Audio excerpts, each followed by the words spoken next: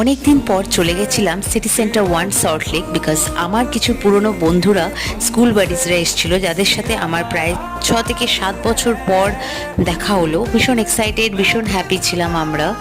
আর অনেক গল্প করলাম, অনেক আড্ডা দিলাম, বিকজ এতদিন পর দেখা হলে যেটা হয়। আমাদের সাথে আমাদের ফ্যামিলিও ছিল, ফ্যামিলি পার্সন এখন আমরা, মানে আমাদের বেবিস, ওয়াইফস, হাজব্যান্ডস, তো সবাই মিলেই আমরা চলে গেছিলাম।